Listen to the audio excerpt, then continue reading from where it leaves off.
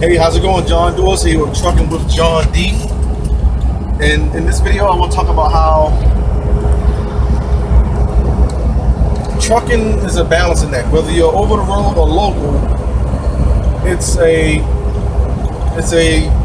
balancing act between making money and having time with your family. You know, you will have to, typically you're giving up one for the other, even if you're local. And I don't think it's fair or cool or right that it's that way, but for the time being, that's just the way it is. When I first started driving, I was on a dedicated account that got me home every week. But the money I made was absolutely despicable. It was not good.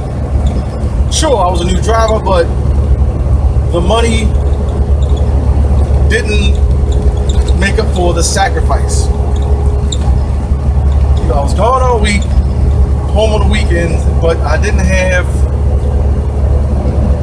enough income to justify being gone. So my first trucking job only lasted like 2-3 months. And when I talked to my dispatcher about that, he said, well, if you want to make more money, you can stay out longer. I was like, absolutely not. He said, well, that's the way it is. You either have to, you want to be home, you're not going to make as much money. If you don't want to be home, you'll make more money. And why does it have to be that way? You know, we're giving up that time, we're sacrificing that time to be gone, but the income, at least for a new driver, is average. You know, it's average. You know, it's not necessarily great. It's better than most jobs where you have no experience, but it's still not great. And even once you get experience, if you're not working with the right company, you're still not making great money. And you know, right now I'm going through a little dilemma where I want to make more money, but in order to do that, I have to, like, I'm home every day now. I might spend 1 or 2 nights on the road, you know, overnight, but typically I'm home every day. But I need to make more money driving, you know, in truck driving, that is. And the only driving jobs that are going to provide me the opportunity to make more money, I have to be gone all week. And so the dilemma is that something I want to go back to doing? Is being gone all week, not having a schedule. Not that my schedule now is something I can rely on, but you know, not knowing if you're going to be home Friday morning, Friday night, Saturday morning, and then whether or not you leave Sunday morning, Sunday night, Monday morning. You know, because I got a lot going on, you know, at home that I don't want to give up, but at the same time, I need to make more money. Now, I could get a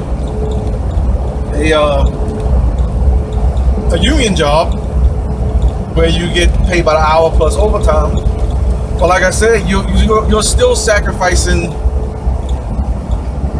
You're still giving up time for money. You're still working 10, 11, 12, 13, 14 hours a day. Maybe not every day, but typically you're working long enough to where by the time you get home, you got enough time to eat and go to bed, really. I mean, because you're so worn out, you don't have much energy to do much else. Is that better than being over the road? Is it better to go home, eat, and then go to bed and get back up and do it all over again than being on the road where you might not be home every night, but you actually have more time? Not maybe all the time, but you got more time to do things. You just got a little bit more free time because you're guaranteed your 10 hours off, and then lots of times you're not working your full 14 hours. You know, especially if you're running regional. Typically, if you're running regional, you can get from your pickup to your next stop within 9-10 hours. So you have, and then your delivery might not be for another 12 hours. Sometimes later, you might shut down at 6 p.m., but your delivery's not till 8-9 o'clock the next morning. Is that better than working a 12-hour to 14-hour shift 5 days a week and sleeping in your own bed? And that's just a matter of opinion. I don't think it's worth it. I don't think if you're working that kind of schedule local to where you're working 12, 13, 14-hour days, and then you just have enough time, you just got 10 hours at home, 11 hours at home, 12 hours at home. I don't think, because don't forget, your drive from home to work and back counts, well, I count that as time away from home. So really, when you're taking your 10-hour break, you're probably only getting 9 hours. Because if you count, let's say it takes you 30 minutes to get to work, 30 minutes to get back from work, that's an hour right there. You get 10 hours off, so really you got 9 hours. You got enough time to eat. So let's say you take an hour to eat, that gives you 8 hours to sleep. And really not 8 hours because you got to be back to work. So really you get maybe 6-7 hours of actual sleep. Get up, get breakfast, drive to work, drive 12, 13, 14, not drive, but work 12, 13, 14 hours that day. Because with local work, there's a lot of sitting around,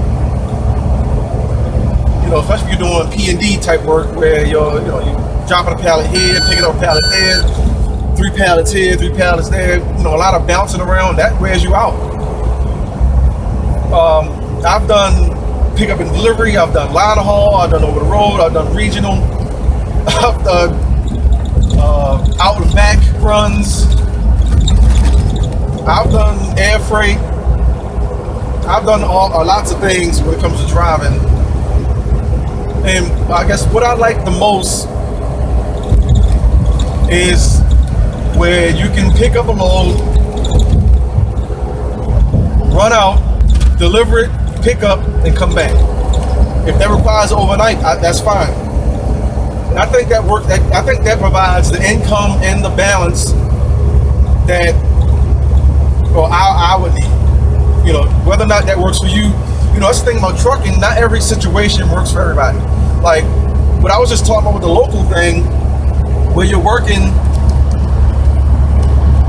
12, 13, 14-hour shifts and home for 10 or whatever, that might work for somebody. Over the road, where you're gone a week, 2 weeks, 3 weeks, 4 weeks, might work for somebody else. A regional position to where you're only home for a day and a half to 2 days might work for another person. So I'm not here to say what's best for you.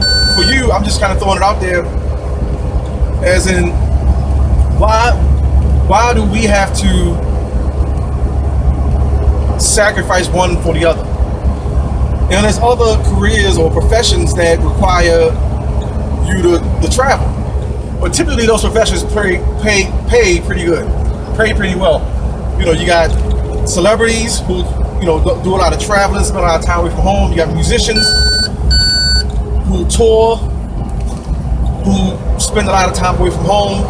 But these people making high 6 figures to, 7 figures a year.